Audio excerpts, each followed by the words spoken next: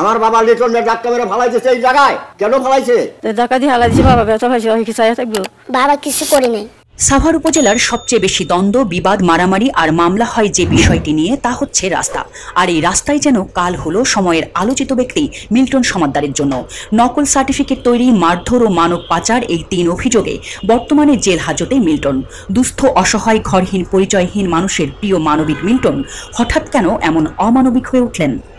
প্রশ্ন জাগে মনে, আর সেই উত্তর খুঁজতে বের হয় খবরের কাগজ। সাভার থানার কমলাপুর বাজার থেকে কিছুটা ভেতরে গেলেই বাহিরটেক। এই গ্রামের শেষ প্রান্তেই মিল্টন সমাদ্দারের চাইল্ড অ্যান্ড ওল্ড এজ কেয়ারের 6 তলার আশ্রম। গত 1 মার্চ এই ভবনটি উদ্বোধন করা হয়। খোঁজ নিয়ে জানা যায়, ঢাকা খ্রিস্টান বহুমুখী সমবায় লিমিটেড থেকে এই জমিটি ক্রয় করেছিলেন মিল্টন সমাদ্দারের বড় ভাই। পরে মিল্টন সেটা কিনে নেন, একই সঙ্গে আরও কিছু জমি তিনি আশ্রমের নামে ক্রয় করেন। আশ্রমের দক্ষিণ পাশে নামাজ ও স্টাফদের থাকার জায়গার জন্য টিনের তৈরি ঘর তৈরি করেন। এই ঘরের পেছনেই রয়েছে ঢাকার বাসিন্দা শামসুদ্দিন চৌধুরীর 58% জমি। কিন্তু শামসুদ্দিন চৌধুরীর যাতায়াতের কোনো রাস্তা নেই। এই রাস্তা নিয়ে দীর্ঘদিন ধরেই মিল্টন সমাদ্দার ও শামসুদ্দিন চৌধুরীর মধ্যে বিরোধ চলছিল। একটা সময় মিল্টন সমাদ্দার আশ্রমের পাশ দিয়ে শামসুদ্দিন চৌধুরীকে 6 ফুটের রাস্তা বের করে দেন, কিন্তু শামসুদ্দিন চৌধুরী দাবি করেন 12 ফুট রাস্তা ছেড়ে দিতে হবে, যেন তিনি তার গাড়ি নিয়ে জমিতে পৌঁছাতে পারেন। কিন্তু মিল্টন তার আশ্রমের জমি থেকে আর জমি দিতে রাজি হননি। তার দাবি, দলিলে 6 ফিট আছে, তাই তিনি 6 ফিটই দেবেন। শামসুদ্দিন চৌধুরীর জমি বর্তমানে দেখভাল করেন একটি পরিবার। তারা জানান, 10 এপ্রিল এই রাস্তা সংক্রান্ত আলাপ করতে গেলে মিল্টন সমাদ্দার ও শামসুদ্দিন চৌধুরীর লোকজনের মধ্যে হাতাহাতির ঘটনা ঘটে। এই ঘটনার পরে সাভার থানায় মারধরের ঘটনায় একটি মামলা করেন শামসুদ্দিন চৌধুরী। সেদিন আসলে কি ঘটেছিল জানতে কথা হয় আশ্রমে থাকা কয়েকজনের সঙ্গে। চলুন শুনি তারা কি বলেন। মনে করেন আপনি আমার ভুল আইছেন, আয়হারে কোনো কথা নাই, কোনো কথা নাই। আপনি আমার বলবেন যে কি লিটন, তুমি এই কামরা করলাম, ভুল করলাম, এই কথা না কই আপনি গাড়ো ধরে ধাক্কা ফালাই দিলেন, এটা কি আপনার হইল? আপনি তখন আমার বাইতেছেন না? আমার বাইটাই আপনি আমার হামলা দিবেন কেন? আমার কি দোষ? আমার বাবা লিটনের ধাক্কা মেরে ফালাইছে এই জায়গায়, কেন ফালাইছে? কি অন্যায় তার? টেহাদের জায়গা রাখছে আমাকে লাগা, এই জায়গার উঠে দিয়ে তাকে 12 ফুট জায়গা চায়। 12 ফুট জায়গা দিলে আমার এই জায়গা খায় না, আবার কেনার সম্ভব তাই না। এটা কি আমার ভুল? আমার বাড়িতে আপনারে লঞ্চনা করে দেবেন আপনারা কেন? আসল কথা কি, আমার এই বাংলাদেশের মধ্যে কোনো বিচার নাই, ন্যায় বিচার নাই।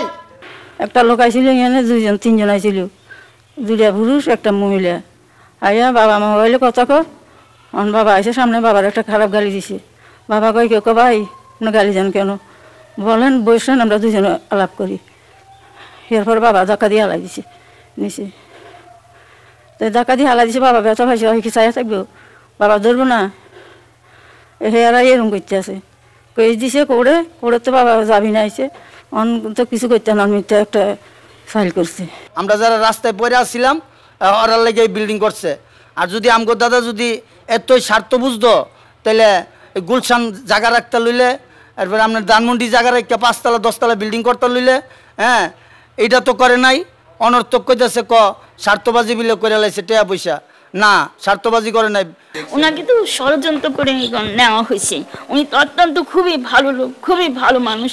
আমাদেরকে এরকম কিছু নাই যে এরকম এত ভালো জানছে, সবাইকে অনেক স্নেহ মমতা করতো, সবারই ভালোবাসতো।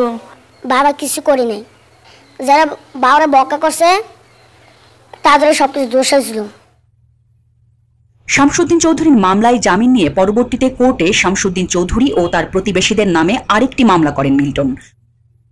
আইন আদালত সবকিছু ঠিকঠাকই চলছিল, কিন্তু হঠাৎ গণমাধ্যমের কিছু খবরে পাল্টে যেতে থাকে দৃশ্যপট। এ বিষয়ে মিল্টনের আইনজীবী ওহিদুজ্জামান বিপ্লব দাবি করেন, মিল্টনকে ফাঁসানোর জন্যই একটি চক্র মিথ্যা মামলা দিয়ে এই ঘটনাগুলো সাজিয়েছে। এই যে লম্বা দীর্ঘ প্রায় 1 কিলোমিটার রাস্তা বেশি হবে, ম্যাপ অনুযায়ী 1 কিলোমিটার বেশি রাস্তা, এই 1 কিলোমিটার রাস্তা যদি 12 ফিট হয়, মিল্টনও কিন্তু 12 ফিট হবে। ম্যাপে যেহেতু 6 ফিট আছে, রাস্তা 6 ফিট ছেড়ে দিয়েছে। অতিরিক্ত রাস্তা যেন এই বিবাদীরা, বিশেষ করে এই যে শামসুদ্দিন তার আরো 6 জন আসামি, এরা যাতে ওই কাঠের বেড়াটা ভেঙে রাস্তা বৃদ্ধি করতে না পারে। তা আমি তো আইনে গেছি, সে তো আইনে যেতে পারতো। নাম প্রকাশে অনিচ্ছুক এমন অনেক স্থানীয়রাই দাবি করছেন, মিল্টনের আশ্রম নিয়ে যেসব অভিযোগ সোশ্যাল মিডিয়া ও গণমাধ্যমে প্রকাশিত হয়েছে তা মিথ্যা। মিল্টন ও তার প্রতিষ্ঠানকে বিপদে ফেলতেই এমন আয়োজন। তাদের দাবি, যেসব অভিযোগ আনা হয়েছে তার কোনো প্রমাণ এখনো কেউ দিতে পারেনি। শুধু মুখের কথাই লোকে বিশ্বাস করবে কেন? তবে কোনটা সত্য আর কোনটা মিথ্যা তা প্রমাণ করার জন্য আইন আদালত আছে, সময়ই দেবে সেই উত্তর। কিন্তু আশ্রমের মানুষগুলো যেন বিপদ। দর্শক শ্রোতা, ভিডিওতে অবশ্যই লাইক, কমেন্ট, শেয়ার করতে ভুলবেন না। ভিডিওটা যদি ভালো লেগে থাকে অবশ্যই আমার চ্যানেলটি সাবস্ক্রাইব করবেন, পাশে থাকা বেল আইকনটি অল বাজিয়ে দিবেন, যেন নতুন ভিডিও আপলোড করার সাথে সাথে সবার আগে আপনার কাছে নোটিফিকেশন যায়। আর যারা ফেসবুক পেজ থেকে ভিডিওটি দেখছেন অবশ্যই আমার ফেসবুক পেজটি ফলো করবেন, ভিডিওটা আপনার বন্ধু বান্ধবের কাছে শেয়ার করে দিবেন। দেখা হচ্ছে নতুন কোনো ভিডিওতে। সে পর্যন্ত সবাই ভালো থাকবেন, সুস্থ থাকবেন। আল্লাহ হাফেজ।